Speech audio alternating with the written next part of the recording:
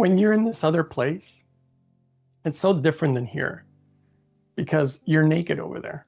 And when I say naked, I don't mean clothing. Your heart's exposed. Whatever's in your heart, it's all there to be seen. You can't hide from it. And she was so exposed, and it was just the things that were emanating off of her. It was everything that I had been looking for my whole life. The love and peace, happiness, the joy, just everything.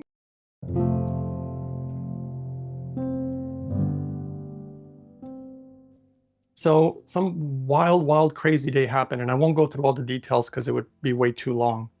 But all I can tell you is I went with a really good friend of mine and another person who all I'll say is that he's my best friend.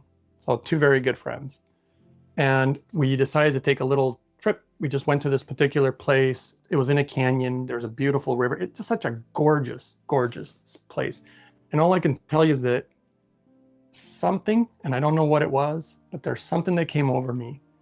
And I felt like I wanted to be alone, and like in a very peaceful, quiet place. So I told my friends, I said, dude, guys, I'm really sorry. We're all supposed to be hanging out and having a good time, but I think I'm going to walk up the river and I'm going to spend a little alone time. You guys do your thing, and I'm going to go be alone for a while. So I ended up walking pretty far away, and the river was really loud. So loud that if I were to yell at them, they wouldn't even be able to hear me. The river was very loud.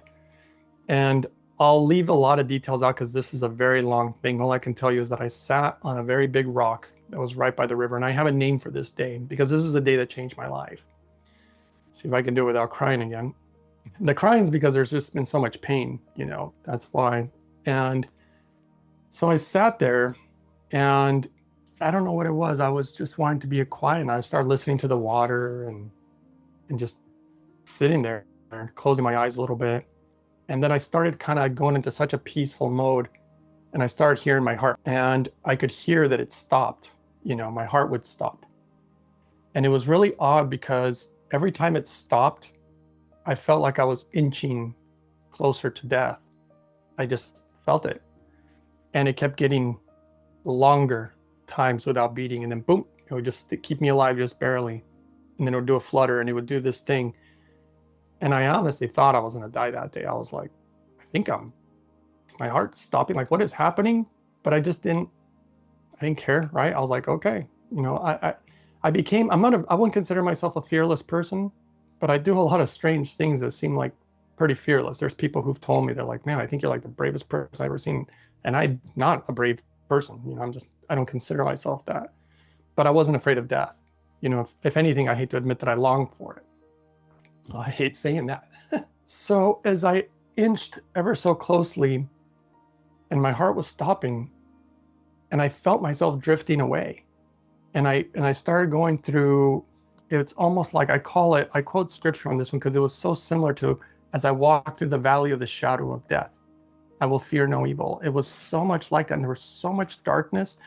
First, there was like temptation. I don't know what it was. It was like first they were trying to tempt me with stupid things, and I just didn't care. So I just continued, down this corridor. And then things started ramping up and getting more dark.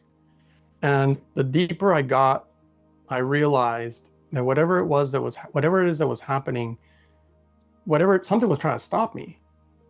But I just kept going, and then it got really bad. It got to the point where it was becoming, I think most people would have panicked, to be honest. And I was just trying to stay calm. And I could hear my heart stopping, and then eventually I saw my own body. I saw my body laying flat on the earth. And I have a very, very big fear of bugs. And then all of a sudden, as I'm reaching the end of this, wherever it is that I'm headed, all these bugs start crawling on me. And that was the biggest, most difficult thing out of this whole thing. And I just stayed still because I don't know why, I just felt death. And so I was like, come and get me. I don't know why it happened this day. I can't tell you. There's a lot of weird things about this day, and you're about to hear more because it gets very strange. But basically, they crawled all over my body, and you could just see the shape at this point. I was completely covered. And then my body sank into the earth, like almost like it was decomposing. And then everything went black. And then there was a huge burst of light. Most beautiful thing I've ever seen. I think people would call it an angel. I called her, just a being of light. Nothing but light. Funny thing is, when I was there, when you're in this other place, it's so different than here because you're naked over there. And when I say naked, I don't mean clothing. Your heart's exposed. Whatever's in your heart, it's all there to be seen. You can't hide from it. And she was so exposed, and it was just the things that were emanating off of her. It was everything that I had been looking for my whole life. The love and peace, happiness, the joy, just everything. With her, there was no chance. It literally just came straight from my heart. I was even shocked. I'm like, the words just came out and I just said, I want to be like you. Like, that happened in my 20s. So it'd been a long road, suffering through this deep sadness for about roughly 20 years.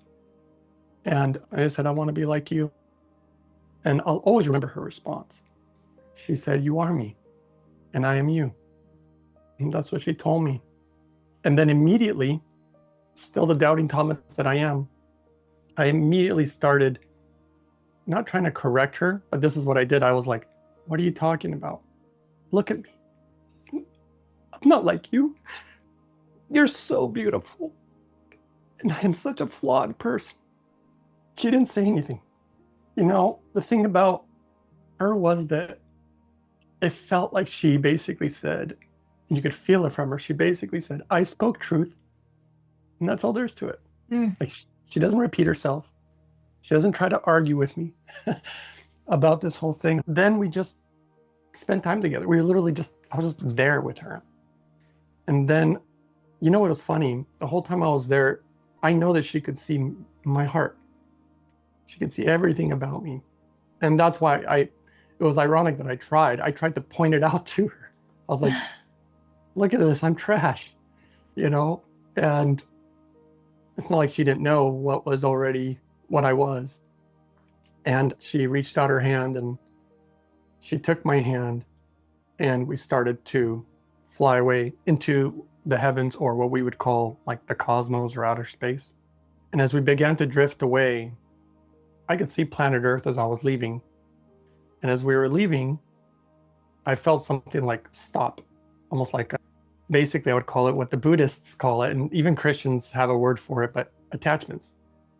I felt immediately all the love that is attached to every friend, every family member, every person that I cared about.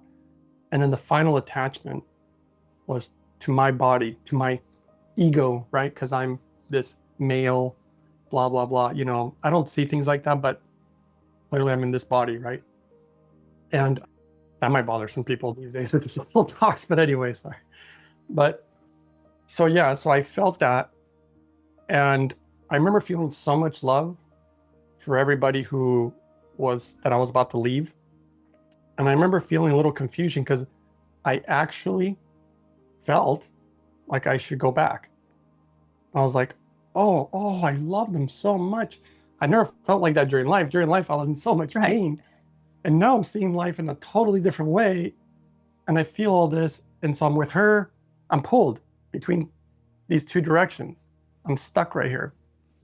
And then I remember talking to myself. I don't know if you ever have to talk yourself off a ledge. Hey, dude, you need to calm down or whatever. You talk to yourself, right?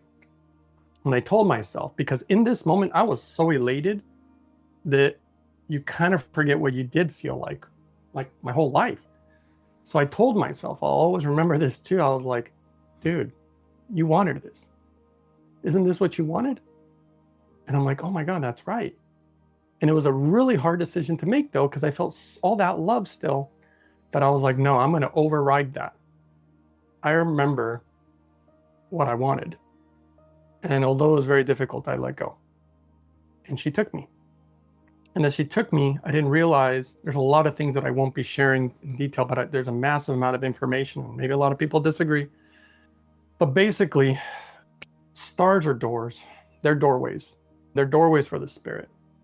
The reason I know this is not because I read any book. There's a lot of stuff that I'm probably going to say, and the majority of it, or almost all of it, is not something I read. The things that I directly experienced, things that I know because I went through it.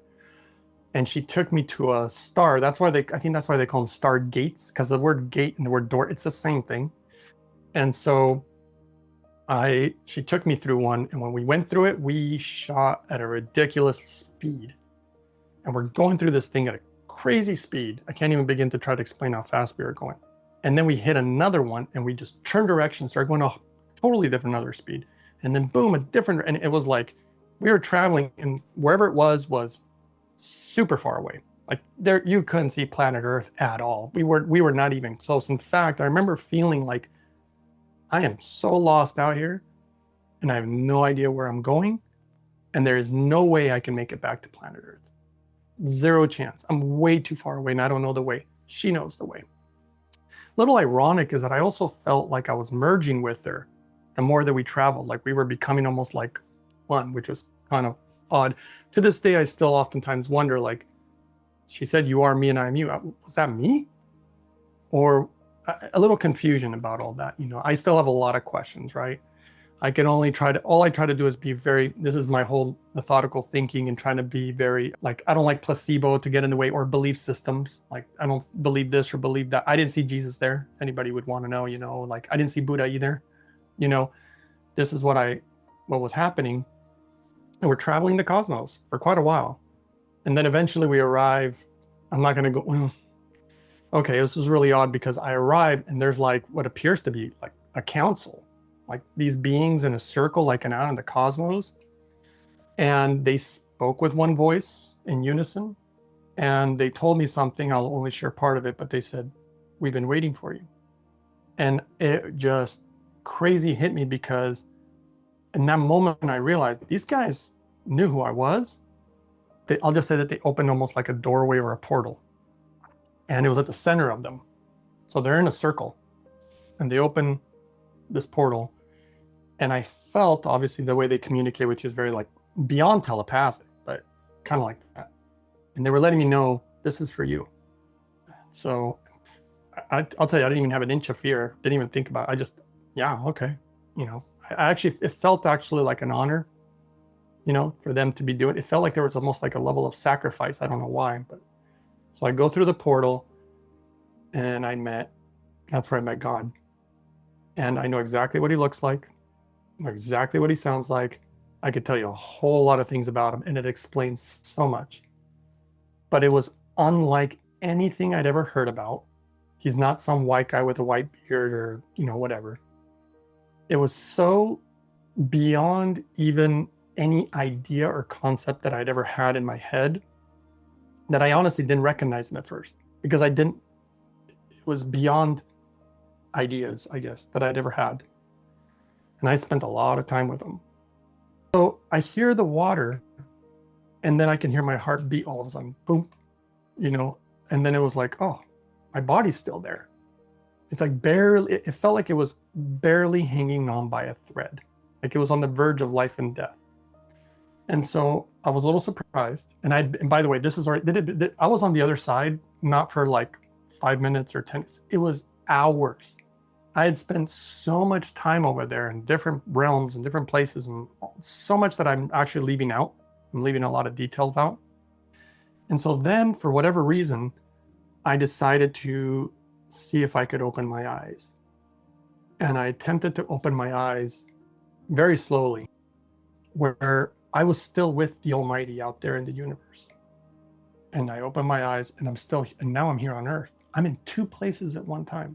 I can't even begin to describe what it feels like, because it felt like I had two brains. And I've never lived with two brains. I've always just had one. You know, the spirit has its own like memories, it's own life. And then this body that you have for this short period of time has its life. But I'll tell you, when I opened my eyes, the first thing I noticed, yes, I'm in two places at one time and all this, but I'd never seen beauty on planet Earth like I saw when I opened my eyes. I saw the kingdom, what they call the kingdom of God is within you and all around you. And I saw it.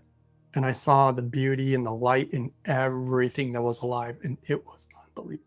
I wanted that moment my whole life. It's what I'd been looking for.